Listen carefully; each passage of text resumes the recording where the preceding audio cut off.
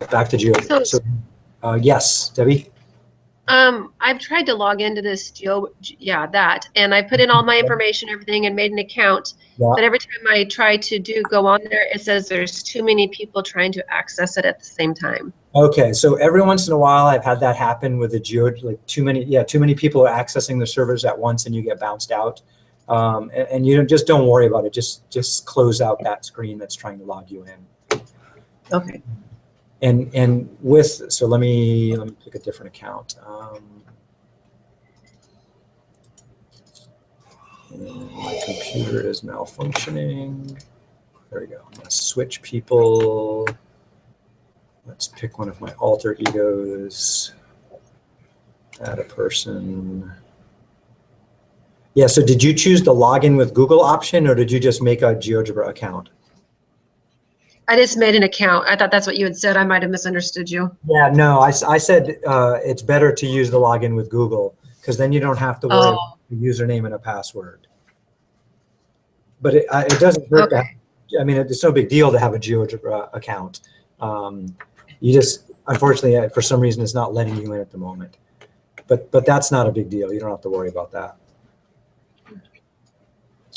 Okay, so the important thing is, again, file, new, open, and save are important. And edit, undo, copy are the things you'll use most often, maybe delete. And delete in the edit menu is the same as delete on the keyboard, which is not the same as backspace. So that's important to know. In a lot of applications, backspace and delete do different things. In the view menu, having the algebra and graphics panels is a good idea. What are the graphics panels? The graphics panel is the panel in front of you that's showing the gradient points. Yeah, that's the graphic panel. Panel on the right. You have an extra panel on the right, and I have no idea what that is. Input bar? That must be the input bar. No. Nope, that's not the input bar. Input help. So we got the layout. Let's see, is anything? Can you tell what's highlighted and what's not? Turn this main graphics off. Click on the spreadsheet, see what happens. No, we don't want the spreadsheet, so turn that off. Well, you got two graphics ones there. Okay, now there's one. See, it says input help. So I wonder if that's something in the help menu, maybe? No. Oh, I got an idea. Go to view and then choose layout. I wonder if it's something in there. Nope, not there either. Oh, the sidebar. With that. Turn that off and see what happens. Uncheck it, maybe. Close it. Not do anything. Where was that? It was under view and then layouts.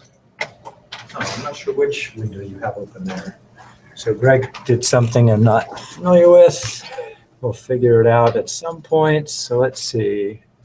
Well, if there's a little X or something around here, close out. That's not it. It's not that. It's not that. It's not that. Not that. Not that. I have no idea how you did that, Greg. Did you try right-clicking on the menu on the top bar of it? Does that do anything? Nothing? See, these ones have little X's, like you can close. Right, but that one's like stuck there for some reason. You can just, no, I don't want you to do that either. It's got to have something to do with help. Can you see your mouse for a sec? So, the window. It's the window here. No. There's no taking the whole place.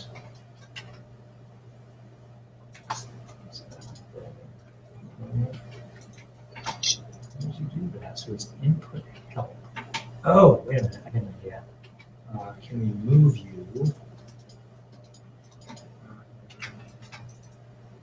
And that's the input bar with extra stuff. Okay, so how do we move the input bar? Okay, it's got to be under new layout. Bar site. bar, input bar. Oh, it's this. Oh, input help. There it is. Huh. Why are, because your input bar is on the bottom. We turned mine off a second Oh, ago. do we? Okay, so this is something else. Oh, shit, yeah. Wow, okay, Greg, we'll figure it out later. All right. All right, so back to GeoGebra. All right, so let's do some other stuff here. The different tools, if you point to the bottom right corner of a tool, if you're in the downloaded version, that gives you other options for that tool. So I have the arrow, you can move or move around a point. So that's like rotating. With the point tool, you can have a point on an object, a detached point, an intersection, midpoint. The things I use the most often are the regular point tool, the first one, and the intersect option. Sometimes the quick midpoint or center is a nice one, but those three are the ones I use most often there. As far as lines go, there's a line which goes infinitely in each direction. That's the main line tool. Then there's the segment, which means just draw a little thing in between 2 points, versus a ray, for example. And so the ones I use most often are line, segment, and ray. So with some points on your screen, let's just do a couple. So choosing the line tool, I'm going to either click on 2 points that already exist, or if I click elsewhere, I can create 2 new Wouldn't that points. be do with the segment? It's not letting you do segment. Is that what we're doing, the segments? You can do a segment. I was doing a line first. Yeah. So just play around. See the difference between line, segment, and ray and how they work. So there's my line, and I'm going to do some segments. Oh, yeah, mine is infinity. Yeah, line's infinite in both directions. Segment is confined. Segment. And ray goes from a starting point out through some other point. So the first click with a ray is always the starting point. The next one is out that direction forever in any direction that you want. Okay. And one nice thing I like about GeoGebra is I can zoom in and out with the wheel. The other thing I like about GeoGebra is check out the last tool, the crosshairs. It's the Move Graphics tool. So if I switch to the Move Graphics tool, that lets me do 2 things. It lets me click somewhere on the screen and relocate the whole screen. The other cool thing it does is if I point and click on an axis, it lets me rescale that axis, leaving the other axis alone. But you got to get the Move tool. So the Move tool is the rightmost tool. Rightmost tool. Got to select the rightmost tool first. Yeah, there you go. Yeah, so once you select that tool, that's the Move Graphics tool. You can either move the whole thing around, or if you click on an axis, you can rescale just one axis. So I could shrink or expand Y, or I could shrink or expand X, which is kind of neat. Okay, so since we were just messing around here, I'm going to go to the File menu. I'm going to choose New, and I'm going to choose Don't Save, and that will give me a clean slate to work with. It'll bring me back to a 1-to-1 scaling on the screen, and I can right-click and choose Show Me a Grid Line. Save. All right, so I can see my grid lines here. So let's play with the Polygon tool next. The Polygon tool is the 4th one from the left. And if you click the down arrow on Polygon, you'll see you have a few different options. You can create a regular polygon. You could create a polygon. You could create a rigid polygon and a vector polygon. So a rigid polygon doesn't change shape. A vector polygon, the direction, the order in which you click points is very important, because it puts directed arrows on those edges of the polygon. The 2 things I use most frequently are the first 2, the polygon tool and the regular polygon tool. Let's start with the polygon tool. So with the polygon tool, I need to make 3 points, so I'm going to make a triangle. So I'm just going to pick 3 points on my plane here and make myself a triangle. And you click back on the original point to finish the triangle. Make a quadrilateral now. So somewhere else on the screen, click 4 different points, anywhere you like.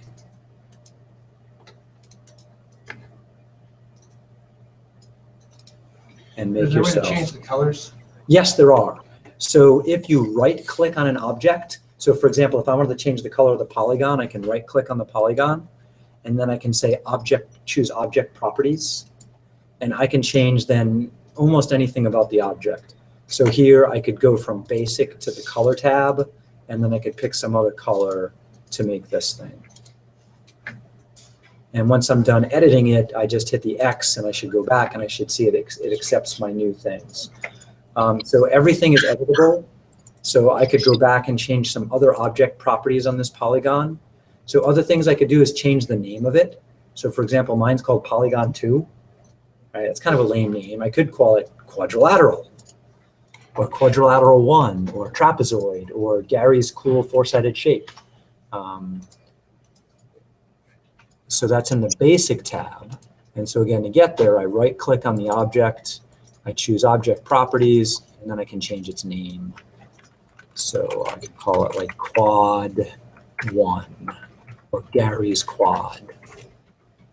The definition I don't want to mess with. It says my polygon was defined by using the polygon command and the points D, E, F, G. If I mess with that and I don't know what I'm doing, some weird things will happen. Other things you can do is, if you notice you have a toggle switch for show object, and that will make it vanish from the screen if you toggle that show object on and off. You could show a label. So right now, the show label is name, and my name is now quad 1. Other options for show label are name and value, and just value, or you can type a special caption. And so there's a caption field above in the top. Notice the value on the polygon. What do you think that value means? What would the value of a polygon possibly be? Mine says the value is 15.5. The area? Yeah, it's the area. So that's what GeoGebra designers thought the default value of a polygon would be. What do you think the default value of a line segment might be? Where are you? I right-clicked on one of my polygons, Okay, I did that. and then object properties. Did that. I'm in the basic section. So I'm just going over the different options in that screen. Where you say talking about area? Oh, so if you click on show label Oh. and then change show label from name to value, Got it. and then you slide that screen out of your way so you can see the polygon underneath. Show value, throw something out in there, yours is a 4. So you have a triangle that says the value is 4. Okay. And then if you notice, you have a height of 2 and a width of 4. 1/2 base times height gives you an area of 4. Right. So the default, the value for a polygon would be its area. The value for a line segment would be its length. The value for an angle would be its angle measure. And that sometimes in GeoGebra is in degrees, and sometimes it's in another unit of measure that we need to talk about today. And then, hang on one sec. I have a daughter that's trying to interrupt. This could be important. Yes, dear. Yeah. 5-ish. Okay. Bye-bye. That was not important. Okay. So let's see, other things. We did color style, so I can control the line thickness. Line opacity means you can kind of see through it. 100% opaque means you can't see through it. If you drag that down to like 50%, then you can see through it more. 0%, it's going to become invisible. Okay, now that's the lines on the edges. Line style, you can mess around with, you know, dashes and dot dashes, and so sometimes depending on what I'm doing, I do want thicker lines and I do want dots or dashes to kind of make things stand out. Inverse fill. And then, yeah, then you get some really weird filling options, hashing, bricks, honeycombs, dots. You could insert your own image. Like instead of me having a light green background, it could be a picture of my dog or a picture of me. So there's all different kinds of things you can play with in trying to emphasize stuff in GeoGebra. And I can't possibly in a month go over all the options of things in GeoGebra. It's an amazing program. There's all kinds of fun stuff you could do.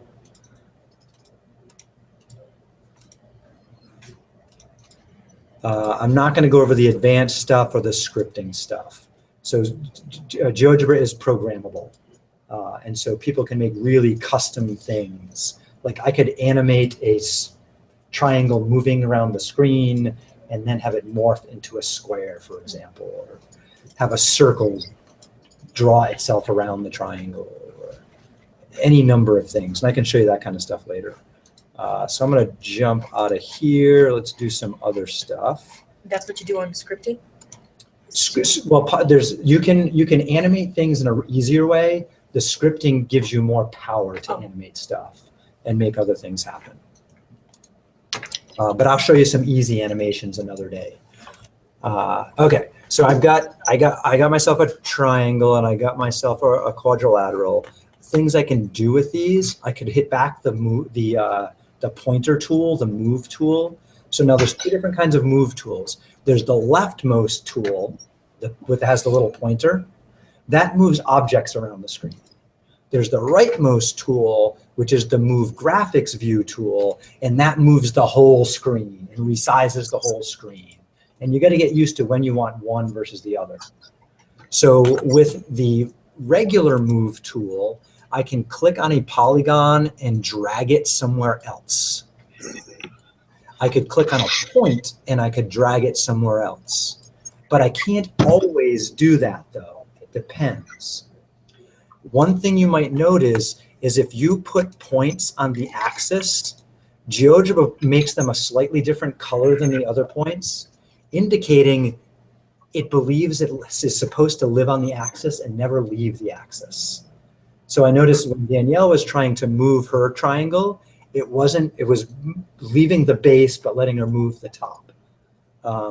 Whereas when I moved my triangle, oops, wrong tool, I can move it all over the screen because I never set any of its original points on an axis. And you got to get used to that. When you put a point somewhere and GeoGebra thinks the point is fixed, partially fixed, or totally free to move. And GeoGebra will put them in different places and color code them on the algebra panel on the left. So notice when I put a point out in the plane, it's dark blue. If I put a point on an axis, it's light blue. And if I put a point where two things meet, like the X and Y axis, it's black, meaning it's stuck at that intersection. So GeoGebra won't let me move my point that's at the origin of the plane. And that takes some getting used to. All right, so let's see. Other things about GeoGebra, we can measure lengths and angles in a couple of different ways. So I have a triangle drawn here, and suppose I want to know the measurement of one of the angles. I go up to find the angle measure tool, and if I just point and pause at these, I'll see one that says angle, and it says select 3 points or 2 lines. And the rotational order that you select the point matters. So Greg and Danielle, just come look at my screen for a sec. So I've got this triangle here, A, B, C, and the points are labeled counterclockwise. That was not intentional, I was messing around, it just happened. If I want to measure one of those angles, my recollection is I have to do so clockwise. So if I wanted the angle by point A, I'm pretty sure I have to click on B, then A, and then C. If I did that in the reverse order, if I went C, then A, then B, it'll give me the angle with that order, which is an outside angle. Okay, so I'm just going to undo both of those and show you again. So I'm going to go, and this time I'm going to go counterclockwise, C, A, B, and it says, hey, that angle is, I can't quite read it, 318.37 degrees. So that's the outside angle. In geometry, there's an idea called an exterior angle. That is not an exterior angle. We'll get to those in a minute. A lot of times I need, like if I'm displaying this to a class or Debbie's viewing this online, she's probably having a hard time reading my numbers. I can go to options and blow up the font size. Say, let's do size 20. And then now hopefully my audience can view this. So if I was doing this with a room full of kids or like this YouTube video, now hopefully my audience like Debbie can see my numbers better. Can you see things better now, Debbie? Yes. Excellent, okay. Sorry, I meant to show that earlier and I got distracted. So it takes getting used to a new program like this. Other things I can do, if I hit the down arrow by angle measure, I can measure distances, I can measure areas, I can measure slopes, which is kind of cool, like the slope of a line. And then the angle with a given size is a little bit different. That's kind of like tools like the regular polygon. So we'll look at those in a moment. So the distance, I can get distance by just clicking on an object. If I point on B and pause, it says you're pointing at line segment B. If I point to point A, it says you're pointing at A. If I pause at the polygon, it says you're pointing at the polygon. So if I wanted to measure line segment B, I can do so in two ways. I could just point until it says, yeah, that's segment B, click, and it says B is 4.47 units long. Or I can, instead of say clicking on A here, segment A, I could click on point B, then click on point C, and it'll measure the distance in between and say, there's your distance. And depending on how you do it, if you go point to point, or if you click on an object that has length, it'll display it in slightly different ways. So I can get that to appear in two different ways. So notice the way it says here, B equals 4.47, and here it says B, little b equals 3.58. Sometimes GeoGebra doesn't label things the way I want it to, but I can always override that by right-clicking, choosing object properties, and so I could tell it to do things slightly different. So here, instead of calling it text BB, I could do something like, say, segment B to C. That. And it didn't rewrite it. Interesting. Show object, text. Oh, okay, some things are easier to edit than others. Apparently I did that one wrong. Oh well. Close. All right, some other things. Let's make that go away. There we go. So what I'd like you to do is just play around with that for a minute. Draw a couple of shapes, try to measure angles in that shape, and try to measure line segments in that shape. And when you're trying to get an interior measure of an angle, you want to go clockwise, excuse me, with the point in the middle for the angle you want. So just play around, try and get used to that idea. Well, they're taking a minute to play around with it. Can you walk me through how? Yeah, how what? I missed the last part. Uh-oh. I think I lost you. I've lost sound and video on you, Debbie. Oh, she's coming back in.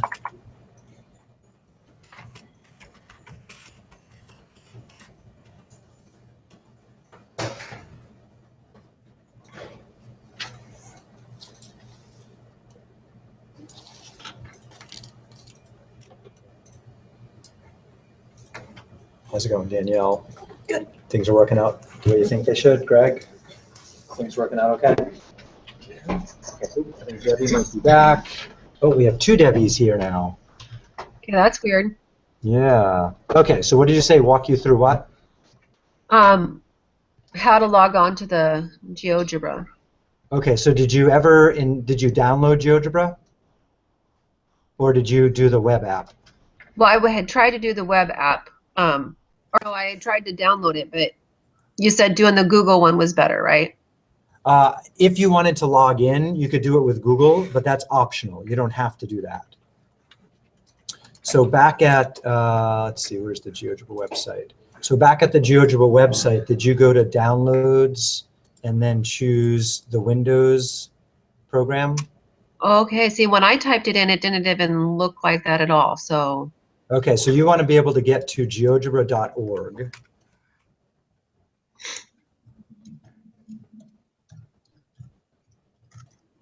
And then from here, we can either do the quick start here, or we could download GeoGebra.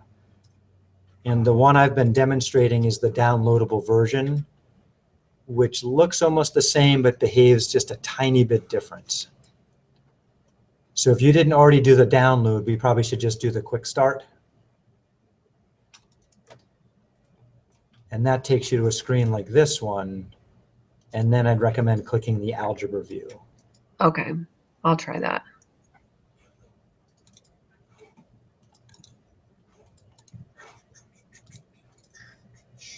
And so then you should get a screen kind of like this one here.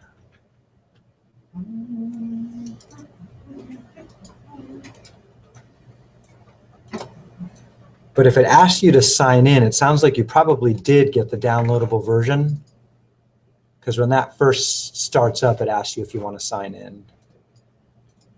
But you could always just X out of that.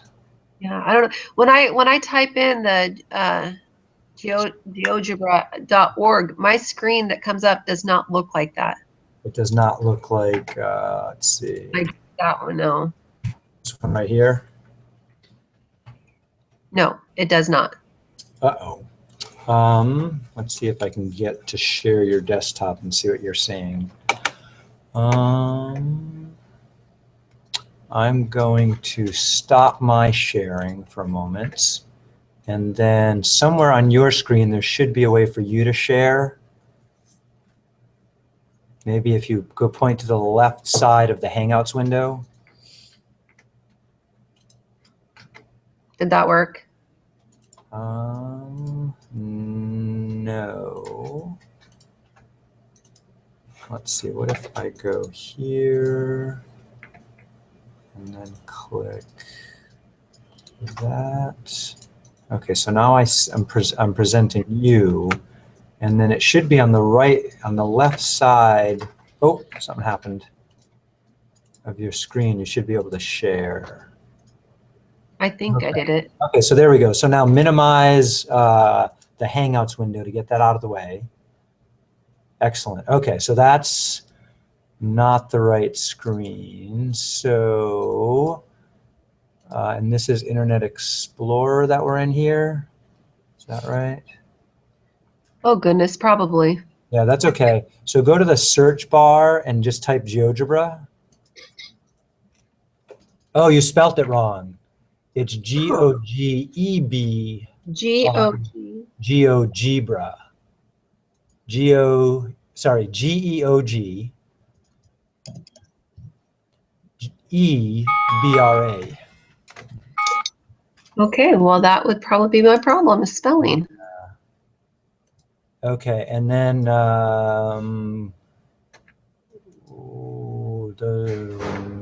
no, that's a weird, none of those are the right one.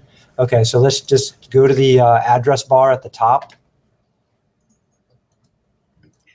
And in the address bar at the top, just click and then type geogebra.org with the right spelling, and that should fix it. G-E-O. G-E-B-R-A.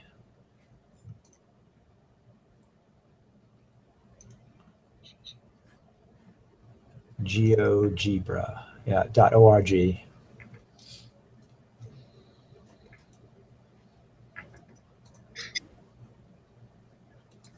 Haha. There we go. Okay, so then click Start GeoGebra. I'm sorry. That's okay. We'll get you up here. Yeah, and then click algebra. Yeah. Okay, so I'm going to switch from your screen to mine. Okay. Stop presenting and then restart mine and share. Okay.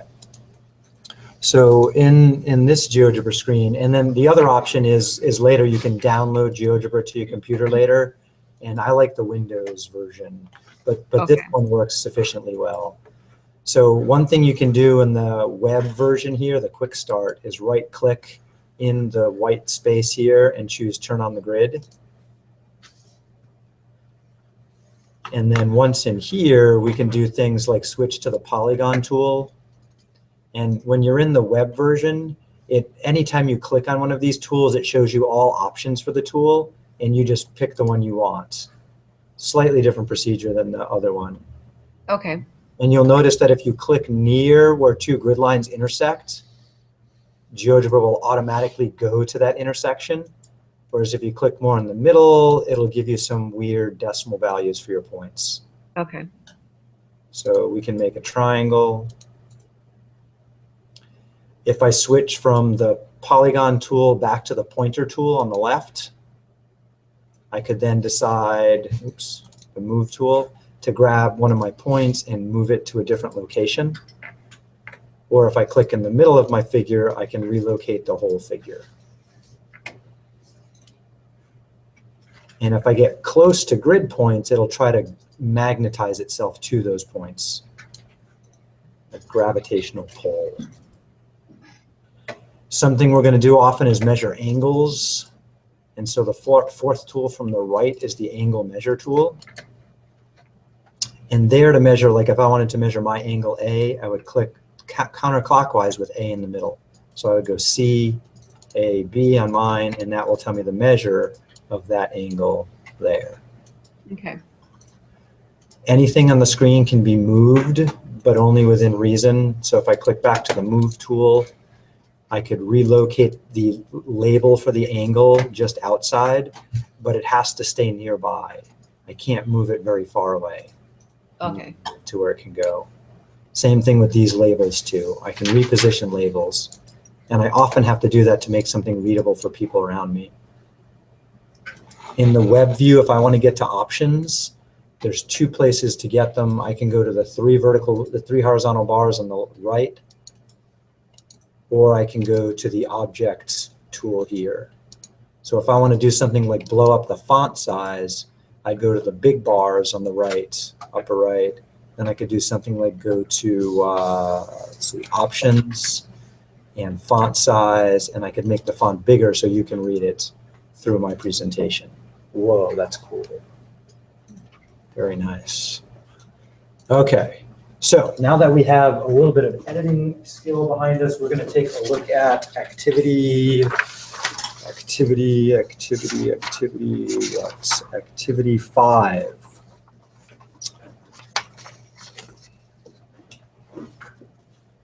Now here it says to use a ruler and a protractor. We're going to use Geogebra to be a ruler and a protractor. So let's see. I sent this to myself. Did I save it? Forgot about this part. Math 213.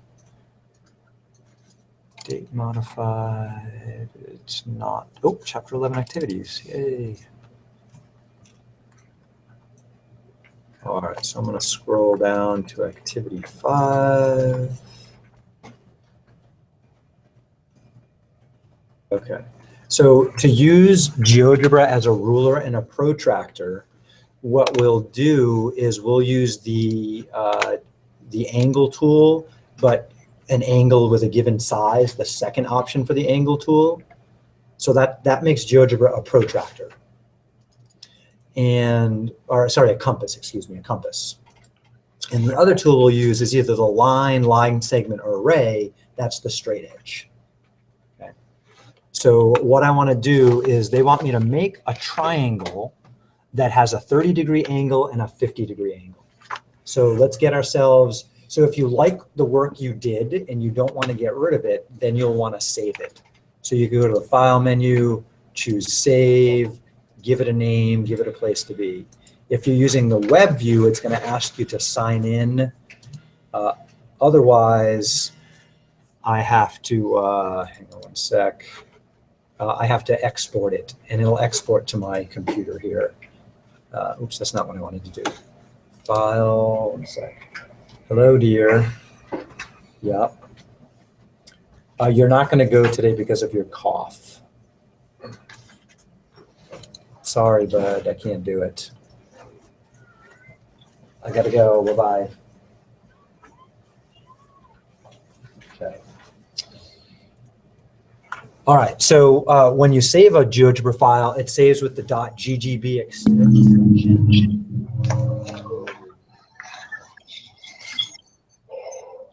got feedback? Must be Debbie. You still there? Yes. Okay. Or it could have been me. And so you want it to be a GGB file when you save it, because that's what Geogebra does. If you don't have Geogebra installed on your computer or Windows isn't used to it, it's not a file that you can just double click. And I mentioned that in class last time. To use a Geogebra file, you have to first open Geogebra, then from Geogebra open the file. And that order of operations is quite important. All right, so here's what we're going to do.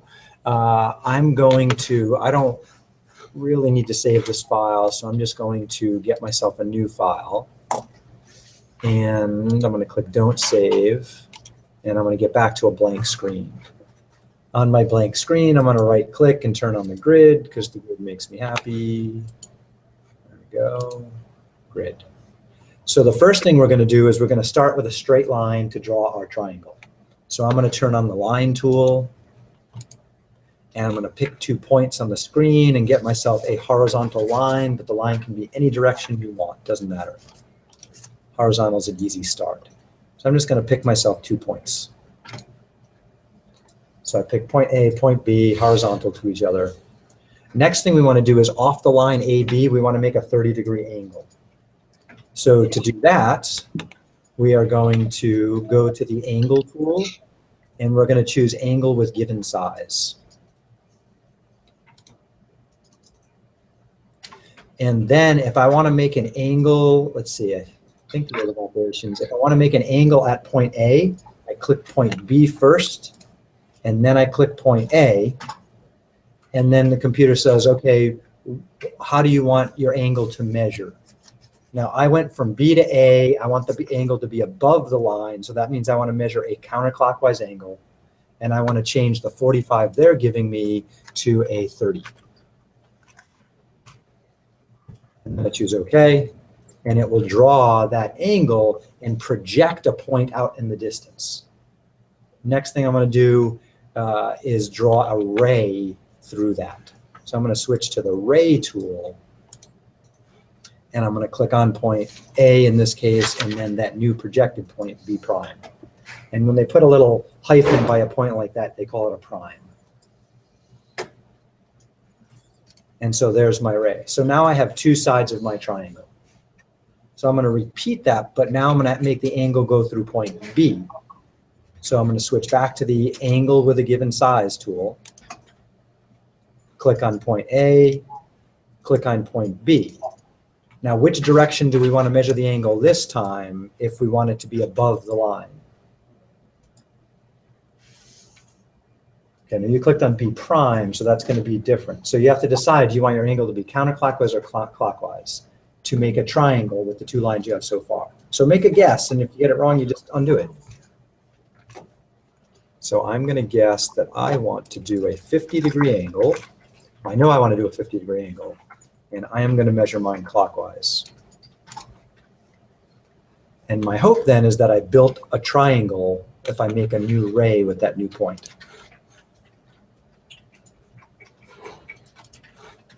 Oops. So if you need any help, just let me know, I'll come by. Yeah, that's good. So I'm going to blow mine up a little bit for Debbie and anyone else to see. Let's see, where's blow up? Options, font size, 20. It's a little better. All right, so we got. Okay, so you have. Okay, so yeah, so we have to redo that 51. So just go find undo. Okay, there you go. So I was doing mine from point B, but you could do it from B prime too. It doesn't matter. So to do that, the second point you click on is the one you want the angle to go around.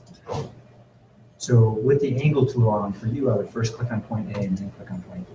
Oh, So just hit escape to start over, or cancel. Okay, so click on A first, then click on B. Okay, so now it's going to try and measure an angle up from that line. Oh, okay. Okay. I need your. You need to hit the angle tool. You lost it. I need Is yours a working password. okay? I don't know if I did it right. Okay. No. Okay. Uh, Then am I gonna say I'm gonna save my Excel? yes, and then upload it here. Okay. All right, hang on. I gotta look something up. This test has here. been very confusing. I'm not sure how I did. We'll see later. Don't worry. Just do your best. Okay, so math 243. How's it going, Debbie? Any luck? I'm working on it. Okay. Let's see. Minus 5. Danielle, any more? Yeah, you nailed it. Okay. But I don't know why. Okay, I'll explain. Midterm, no, it's not it. Exam 1 data analysis, okay. Password is do math well. Oh, okay, I was getting outside when I know what it was. Oh, it's okay. I change passwords all the time. Okay, so you're in there. Cool. And if you didn't already get to the data, you can get to it there too. Okay, so let's get out of that screen. Okay, so so what I told the computer to do, zoom in a little here, and relocate this. I told it, and the way the angle measure tool works is, if I want an angle to go through point A, I click on some other point first, and then I click on A. And then what it's going to do is it'll measure an angle off the line in between the 2 points, centered at the second point. And I said measure a 30-degree angle counterclockwise. When I put the other angle on this side, I clicked on A first, then B. Then Geogebra is waiting for me to give it an angle measure. And here I said give me a 50-degree angle clockwise. And so it measured up from this line. If I said give me a 50-degree angle counterclockwise, it would have given me an angle underneath. So I'll just demo that. So if I click the angle tool, angle with a given size, and I click on A, then B, and I say give me 50 degrees, and then let's see, go counterclockwise, it'll put the angle underneath the line. So your line. So the line gives you the reference from which point. to move, the starting Okay. point. Yeah. So counterclockwise from the line would be moving like that.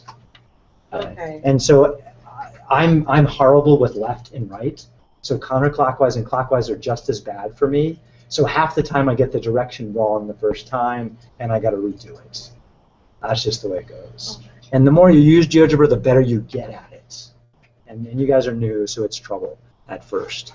So I'm going to undo that. And so How would you do it by using that B? okay, so if I wanted to use that extra point up there, okay, so let me undo a couple more things.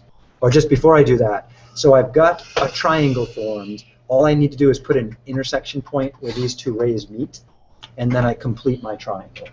So let me do that, and then I'll do the other version. So right now what I could do is click the point tool, switch from regular point to intersect, and then point to where those two lines meet.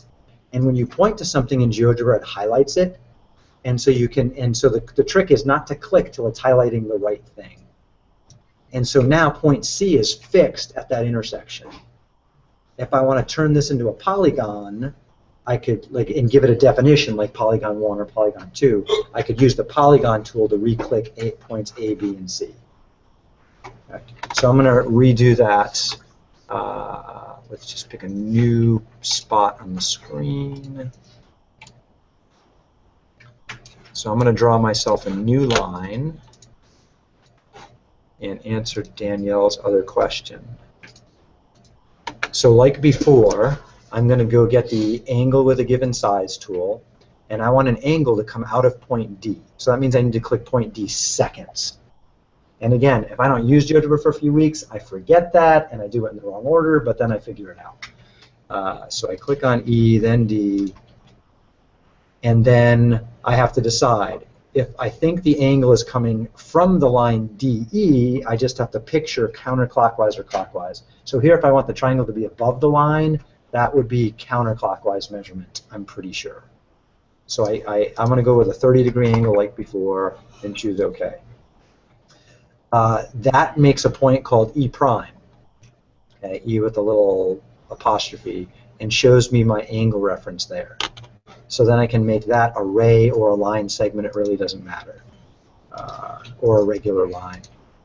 Now let's suppose I want the 50-degree angle to come out of point E prime here. To make that happen, I switch back to my angle with a given size tool. If I want the angle to come out of E prime, I hit that second. So I would go from D to E prime. So that's going to make an angle coming off the line in between. I want a 50-degree angle. And now I just have to imagine, let's say I'm coming off this line, so that's counterclockwise again from the line segment in between. So I think I'm okay here. Yeah. So there's my other angle. Oh, okay. And so then I can go get my ray tool, and from E prime, I point down to D prime. And now I have a different triangle. It looks quite different. I can find that intersection point by going to the point tool and choosing intersect. And notice when I point to something, Geogebra highlights it. So if I point to the intersection, it'll highlight both lines at once. Oops, I missed. There we go.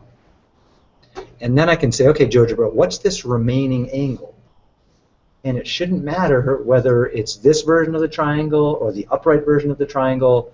I should get the same measure. And that's what this activity is all about. Oh, okay. Given any two angles, the third angle is fixed. So now to figure out what the third angle is in Geogebra, I switch from the angle with a given size tool to the regular angle tool, and I try to measure that new angle I made in between. So try to measure your new angle that you created and see what happens. And remember, to measure an angle, you want to click the points clockwise with a central point as the central angle. So I would click. Center your angle is the second click. Yeah, your angle is the second click, correct. So Yeah. 1, Yeah. 2. So I found that on my second figure, my new angle is 100 degrees. And you should find on your figure it's 100 degrees. How do you move the degrees outside of the...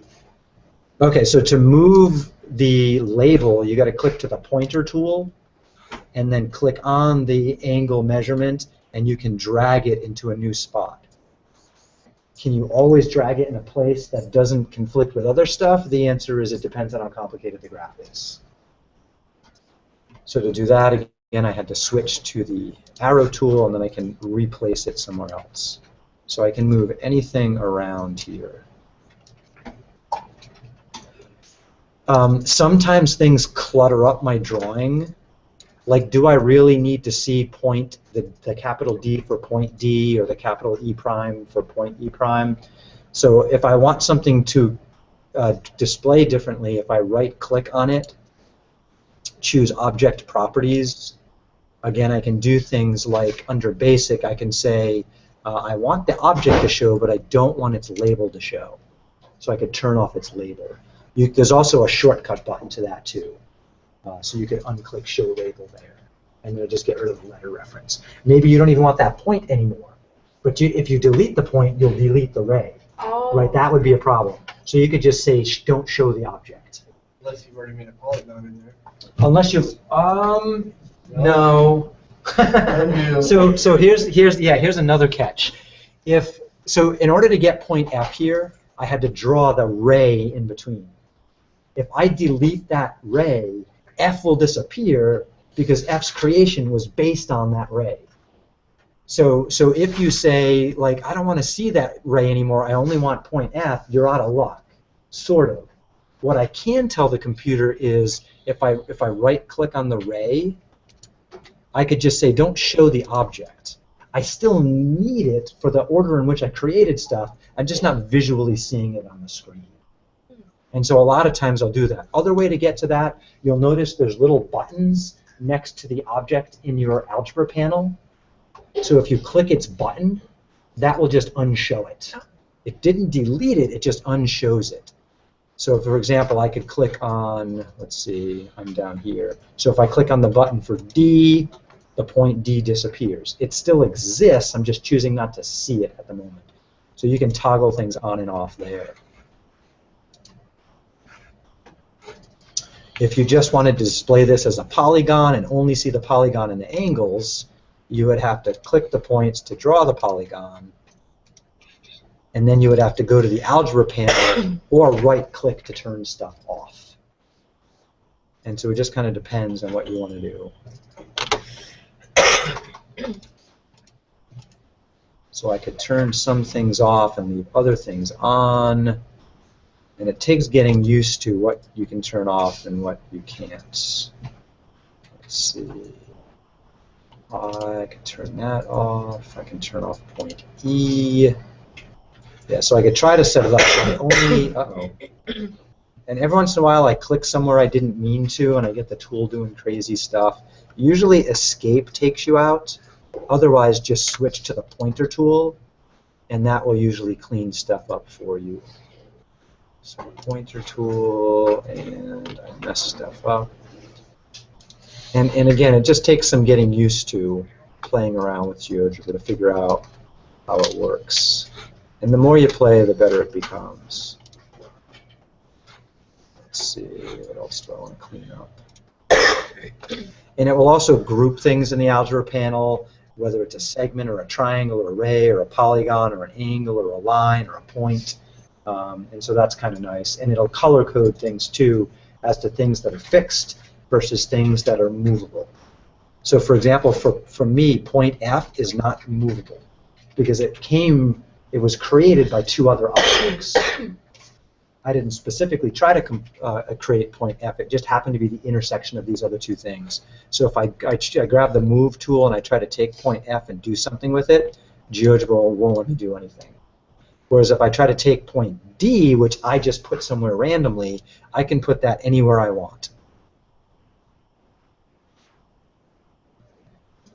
So that's kind of cool. And so what we're doing is we're doing what are called constructions in geometry.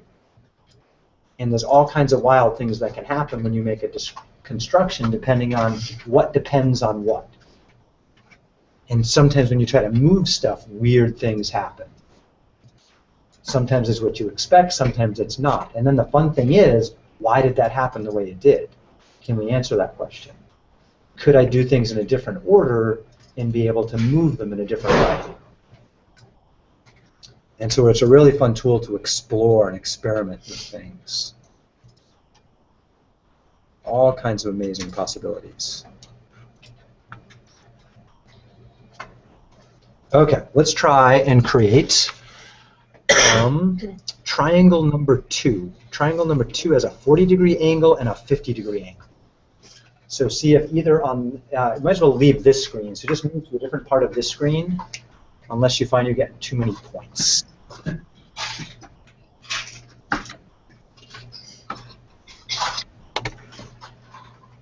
So let's see, I think I'm going to I'm going to save this and bring up a new window because it's getting a little messy. File, or save. Save, and I'm going to save it to the hard drive of the computer. This is T5 -1.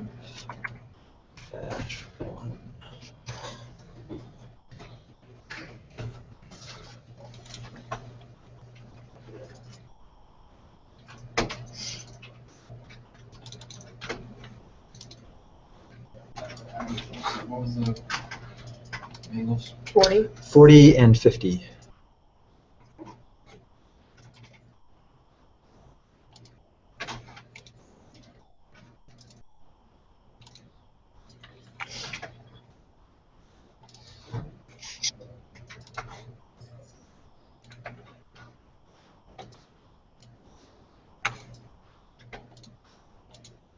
So we're going to use the angle with a given size tool, the line tool, maybe the ray tool.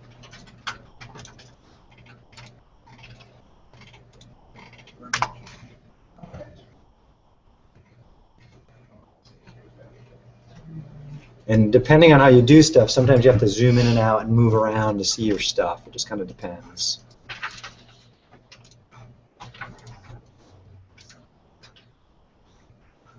And holler if you need a hand. I'll try to guide you through. That's probably a word you've never heard before, huh? That's back in the old days. Oops, wrong direction.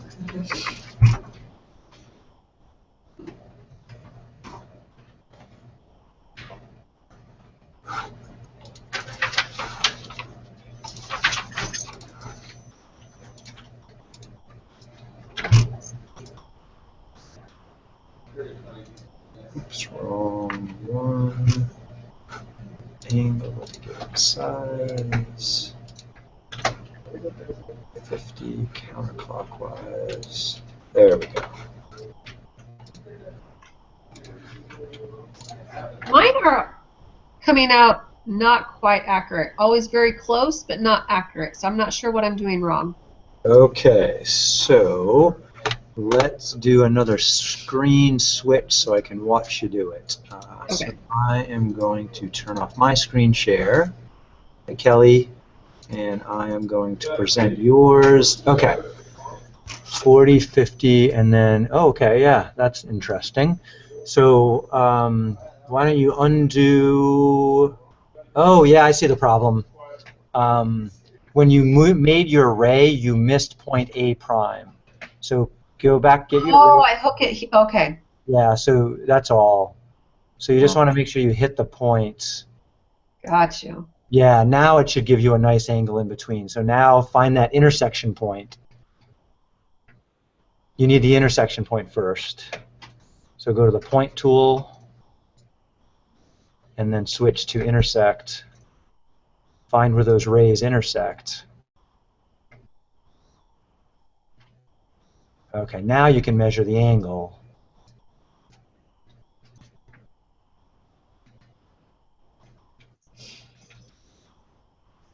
And it says it's a 90-degree angle, which is what it should be. Yep. All right. All right. Kelly, did you try downloading Geogebra?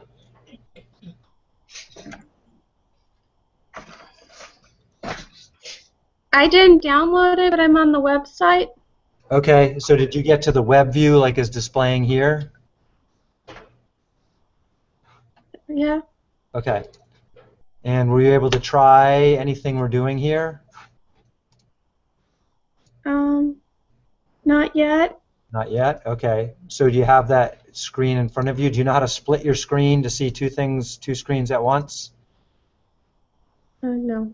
Okay. So if you grab the bar, click and drag and go all the way till you hit with your pointer the left side, you can get that screen to take up the left side of the screen. Then you can do the same thing for the Hangouts window so you can see the things I'm doing. Okay. Okay. So then once you're there, I can try to guide you through it again. So let's try again. So if Greg and Danielle and Debbie, if you're having success, try making one of the other triangles Okay. we were asked to draw. What's the next? Next one is 90 and 95. That should be interesting. That's going to be interesting, yes. All right, so Kelly, I'm going to get myself a new file, and I'm going to call this one, what am I going to call this one? This is activity 5.2, and save. I'm going to do a new one. Okay, so I'm going to blow my screen up. All right, so I want to right from the pointer tool, the move tool, I'm going to right click in the white area, and I like to see the grid. Yes. And then I want to move to the line tool and draw myself a horizontal line by clicking 2 points. And blow this up so you can see better. Tool. And like with any new software, there's going to be successes and failures. That's not great. And I have them all the time too. So don't worry. So let me see. Hang on one sec, Kelly. Options, font size, 24. Okay, nice and big. So the next thing I'm going to do, Kelly, is I'm going to do the 40, number 2, 40 degrees and 50 degrees. So I'm going to switch. Do you have your line with the 2 points, Kelly?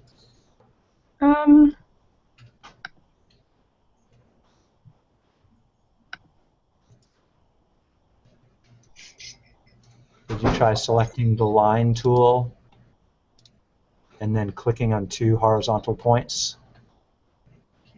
What were the points? Any points you want. Doesn't matter. Doesn't have to be the same as mine. Just any 2 points that are horizontal to each other.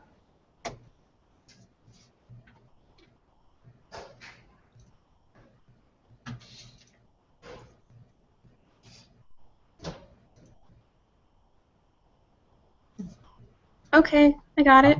Okay, so then we're going to change to the angle tool, and we want the angle with a given size option. Now what I want to have happen is I want to have an angle with point A at the middle of it. So to make that happen, I click on B, and then I click on A. If I'm going to measure an angle off of that line, it's going to be measured counterclockwise if I want the triangle above. So I want a 40-degree angle measured counterclockwise from the line AB. So I'm going to click OK, and it should then measure me that 40 angle and make kind of a mirror image of point B above called B prime.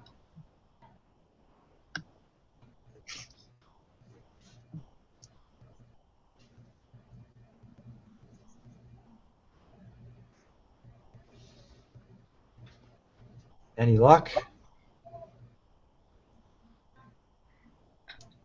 How did you get the mirror image? To make that happen, let me undo. I had to choose the angle with a given size tool. Then I clicked on point B. Then I clicked on point A. If I want the 40-degree angle to be above that line, that means I would have to measure it counterclockwise. And then I click OK, and the computer will automatically make that point, because that point establishes the 40-degree angle.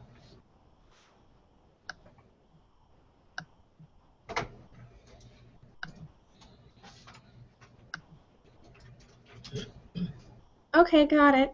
Okay, so then we want to connect those points with a ray. So I switch back to the line tool, and then I choose ray. Then I want to click on point A and then B prime. Yep. What happened? I don't think it's possible. It is not possible. High five. Yeah. Yeah, And that's 90 and 95 isn't possible because those add up to 185, and they'll never meet above where we want them to. So that you can't make a triangle there. Yeah. Yeah. Good. Excellent observation. All right. Sorry, Kelly. Slight distraction. So now I want to repeat the same thing, but I want an angle centered at B for 50 degrees. So I switch back to the angle with a given size. To make the angle, we want the central point to be the second point we click on. So we click on A first, and then B second. What's the next 60, 60. So here, let's see, if we want it to be above the line, we would want to measure clockwise. So I'm going to switch to a 50-degree angle measured clockwise. Often I guess wrong. I get my clockwise and counterclockwise confused some days. And you just try and see what happens. So let's see if I get it right. So I'm going to click OK. Yeah, it measured my angle above the line centered at B. I want to make a ray from B through A prime. And the trick with Geogebra is don't click until it's highlighting what you're pointing at. I think I'm doing good. Yeah. Okay, so I think I've completed my triangle if I can just find that intersection point. How's it going, Kelly? I got a triangle. Yeah! Okay, so now here's what we do next. We go to the point tool and say, give me an intersect. And then we point to where our two new lines meet. And Geogebra should highlight both lines when I'm pointing to the right spot. And then I want to click. And it should give me a new point. I now want to measure the angle from A through C to B. So to do that, I switch to the regular angle tool. And whenever you use the regular angle tool, the second click is where the angle is going to be measured, and you have to do it clockwise, where you want the angle to appear. So that means I have to click the point on the left, then the point above, and then the point on the right. And it says that central angle is 90 degrees. And what I should find is 40 plus 50 plus 90 is 180. Is there a way to group them as a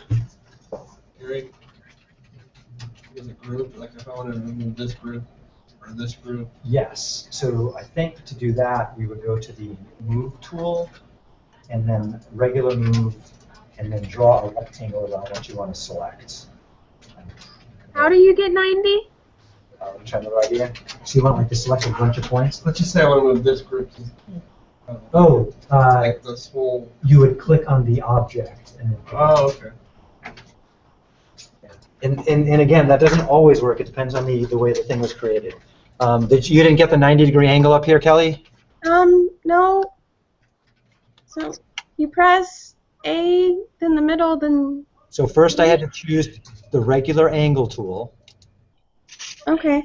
and then I had to click, the trick is to click the middle point where the angle goes second. So here I clicked going clockwise, A, C, B, and then it'll measure that angle for me. How'd you get C? Well, to get C, I had to use the intersect point tool. Remember I mentioned that earlier? And I had to point and click where the two lines meet.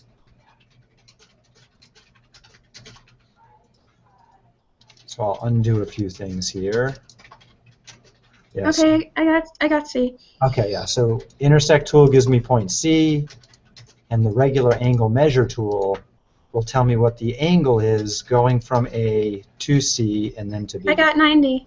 Yeah, good job. Okay. So now, let's see.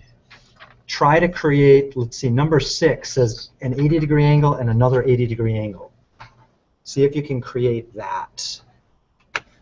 So if you find your screen getting too cluttered with points, you can always go save it and start with a blank file. So I'm going to start with a clean slate by saving, giving it a name like activity 5. That was what, 5.2, and I think I might have already saved this one, but I'm not sure. We'll find out in a minute. Save. And it didn't object yet. Nope, I'm good. And then I can go bring up a new file that's blank. So if, like for number 6, Yep. if where the points end up does not create a triangle, but way up above that, they finally cross, but that's still not where they needed to be, right? They cross wherever they cross, and we don't have any control over that. So like with number 3, the 90-95, that opened out forever above, and they will never meet above. Mm-hmm. So that can't be a triangle, but I think 6 should be okay. So let me catch up to you here. I'm going to make a line segment here and here, say. And then I'm going to make an angle of 80 on each side. Let's see, what direction do I want? I want counterclockwise, I'm pretty sure. Yep, so there's my 80 degrees there. And then I want to make a ray through that. And then my hope is when I make the ray coming from this other point, that they eventually meet up above somewhere, because I'm measuring the angles above. And I just have no control over when or if that happens. So let me do the other one. So angle given size, switching to the other side, 80 degrees, this time it's clockwise. Okay. And again, these points are where they are, and that's not the important part. The important part is, will my two rays ever meet? And the answer is, yeah, it looks like they'll meet up here. And so I just got to move it and resize until I see the intersection. Okay. It's not going to work, Gary, because that's Which one, 110 and 70? Does 110 and 70 add up to 180. 180, so it'll never close. Whatever. Yeah. Yeah, so number 3 and number 5 cannot make a triangle. Okay. Yep, good job. I'm all done. You're all done? Good job. Yeah. All right. I think I either I'm going to get this passed or I stuff. failed. And then you uploaded the file for Yeah, me uploaded to the look at. file. Yeah, so I'll with the others, I'll start reading through this, and then I'll check out the file you gave me, and I'll get back to you on Wednesday. Yeah, it's kind of one of those things where I'm not going to know how I did until then. Yeah, I think most people are in the same boat as you. This is tough stuff. Well, thank you. But good news, you get to correct your test after. Really? Yeah. Cool. It's a separate grade. You don't get to change that grade, but it's a chance to correct. Well, even if I fail everything, I still learned. Yes, that's the point. Exactly. Good attitude. All right, so there's my intersection points. And then if I measure that angle, Thank you. Have a good day, guys. yeah, my Carly, I get a 20-degree angle at the top. Did anyone do the 80-80 one yet? 20 degrees? Yeah. That's what I got too. 160 plus 160 plus 20 is 180. That works. Awesome. Do you guys ever see non-lethal compasses? You know what a lethal compass is, right? That pointy thing with the pencil on the other end? Yeah. So those are quite dangerous with young children, as you can imagine. Even high school kids, right? They're going to want to poke each other, which is very bad. So I just want to show you something online here. Non-lethal compass. And yep, Gunwork should have some. Oh, no, that's not the one I want. Wrong one. Sorry. Why did I say Gunwork should work? Non-lethal ammo? Non-lethal guns? Okay, so that didn't work. Let's Well, like see. beanbag guns. Oh, sometimes they're called safety compasses. I like calling them non-lethal because it's cute. In a kind of weird kind of way. Yeah, so here's an example of a non-lethal compass. The bullseye one is pretty nice. So I should put one in the mail for you, Debbie, since I don't get to see you. And let's zoom in on it. And that's not a very good zoom in. Let's try that zoom in. There you go. What you do is you mark a point on the paper, and then you have a little hole in the plastic thing under this person's finger. And so you put that down, and that hole pivots. And then this slider thing adjusts to be any radius that you want. So is this it? So yeah, there's a non-lethal compass right there. Greg's got one. Yeah, that's the same one I have here on the screen. Swipe from you. Oh, you swipe for me? Okay. Yeah, and these are the more inexpensive ones. The slider in the middle wears out after time. They have other ones where you can screw that down so it locks carefully at a particular spot. And then you just hold your finger in the middle and put your pen in, and you just draw, and you just make circles, which is cool. So the alternative to doing what we're doing in Geogebra is using a compass and a straight edge to try and do these. Now we're kind of cheating because this tool right here, the angle with a given size, is actually using a protractor. And in traditional constructions are supposed to use just a compass and a straight edge. So we're actually using a protractor, and this project says use a protractor. So with elementary school kids, even up to middle school kids, use a protractor. Even with high school kids, like traditional geometry classes used to do constructions, if you don't throw in a protractor now and then, you're going to lose all the kids. You got to throw that in there to help check angles by measuring them. And Geogebra is kind of nice because it gives you a digital way to measure angle. The downside is you got to get used to what option to click when, which is a little bit of work. But the more you practice, the better it is, like with anything. And the other cool thing is I saw some of you having some fun making pretty pictures on the page. So you kind of go back and forth between doing things that make your mind hurt a little bit and then doing fun, pretty things. So we're out of time for fun and mind-bending things today. So things that need to happen, if you haven't been reading the book, then for sure you want to read through sections 1 and I'm totally blowing off section 2 for the moment. I'm still not ready to talk about that. Let me double check. That's where is it? Okay. So basic notions are what we're mostly in now. I'm totally ignoring linear measure, which is section 2. And we've covered part of section 3.